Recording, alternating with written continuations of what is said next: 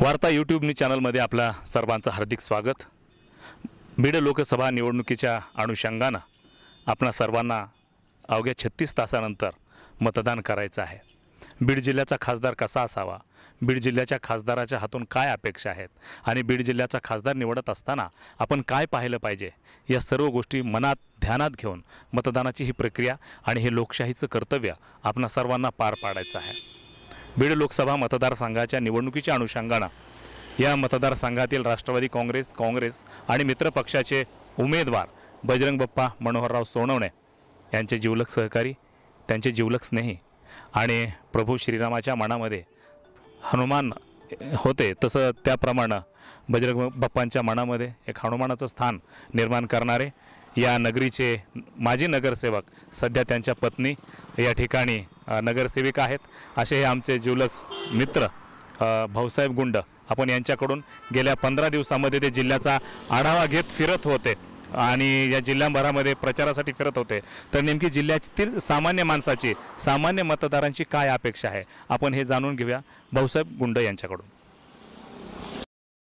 भाऊसाहेब जी, आपण संपूर्ण निवडणूक काळामध्ये बीड जिल्ह्यामध्ये फिरलात, नेमकी काय परिस्थिती आहे आणि काय सामान्य माणसाची भूमिका आहे? 2019 लोकसभा या इलेक्शनमध्ये आदरणीय पक्षाचे अध्यक्ष शरदचंद्रजी पवार साहेब यांनी जो विश्वास बजरंग बाप्पा सोनवणे यांच्यावर दाखवला आणि त्यांची उमेदवारी जाहीर केली, त्याबद्दल मी सर्वप्रथम पवार साहेबांचे आभार व्यक्त करतो की एक शेतकऱ्याच्या कुटुंबातील मुलाला आपण एवढा बहुमान दिला आणि आमच्या सर्व शेतकऱ्यांचा बहुमान वाढवला, याबद्दल मी पवार साहेबांचे आधी आभार मानतो। आणि ह्या येणाऱ्या निवडणुकी 18 तारखेला आपण राष्ट्रवादी चिन्हावर भरभरून मतदान करायचे आणि आपल्या माध्यमातून मी सांगू इच्छितो की शेतकरी, सर्वसामान्य शेतकरी कुटुंबातला आदरणीय बजरंग बाप्पा सोनवणे ह्या व्यक्तीने जो अवघ्या कालावधीमध्येच आपला सर्वांना आपलासा वाटणारा हा व्यक्ती या ठिकाणी बाप्पांचं जे कर्तृत्व आहे, अवघ्या 9 महिन्यामध्ये कारखाना असेल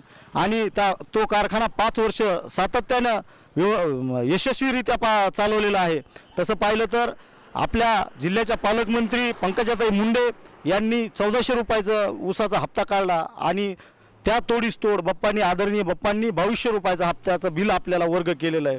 तसं पाहिलं तर 800 रुपयाचं शेतकऱ्याचं जो नुकसान ताईंनी जी केलेलं आहे, जे थकून धरलेलं आहे, शेतकऱ्याची माफक अपेक्षा असते, ह्या माफक अपेक्षेला आदरणीय पालकमंत्री आणि आदरणीय खासदार ह्या दोन्ही यशस्वीरित्या उतरलेल्या नाही आहेत, ह्या माध्यमातून आपल्याला सांगू इच्छितो।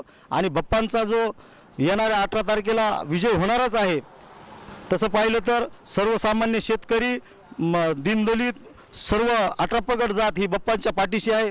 येणाऱ्या 18 तारखेला काही आता 2 दिवसामध्ये अफवा उठतील, आचारसंहिता संपलेली आहे, हे मॅनेज झाला ते मॅनेज झाला, कुठल्याही अफवावर भरोसा न ठेवता आपण येणाऱ्या 18 तारखेला राष्ट्रवादी या चिन्हावर प्रचंड मतदान करून भरभरून मतदान करायचं आणि बाप्पांना निवडून द्यायचं।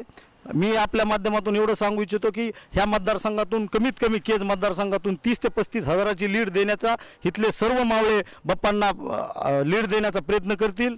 आपण जिल्हाभर फिरलात लोकसभा निवडणुकीच्या अनुषंगाने, काय सामान्य माणसांची अपेक्षा आहे आणि का बजरंग बाप्पाला निवडून द्यायचं? सामान्य माणसाची हीच अपेक्षा आहे। आपल्या बीड जिल्ह्याच्या खासदार, निष्क्रिय खासदार यांनी जो त्यांचा 25 कोटी निधी आहे त्याच्यातला 7 कोटी 35 लाख रुपये निधी हा खर्च केलेला आहे आणि जो उर्वरित निधी हा परत गेलेला आहे। तर लोकांनी हा निश्चय केलेला आहे की ह्या खासदार आपलं कामच करीत नाहीत, त्याच्यामुळे ह्यांना आपण कशासाठी निवडून द्यायचं आणि बाप्पांना याच्यासाठी निवडून द्यायचं की गोरगरीब, दीनदुबळ्या आणि जी शेतकरी बांधव आहेत आमचे, ह्यांचे जे प्रश्न आहेत, ग्रामीण भागातून बाप्पा आलेले आहेत, त्याच्यामुळे बाप्पाला सर्व प्रश्नाचे ज्ञात आहेत। आदरणीय ताई सांगतात की मी एवढा विकास केला, तर ह्या माध्यमातून मी आपल्याला सांगू इच्छितो की ही जी निधी विकास झालेला आहे नॅशनल हायवेचा, तर ह्याच्यामध्ये आपल्याला सर्वांना टोल देऊन जायचं आहे। हे आपल्याला कोणालाही, आदरणीय ताई असतील अथवा आदरणीय ह्या सर्व मतदारसंघातले व्यक्ती असतील, ह्यांना कुणालाही हा टोल चुकणार नाही।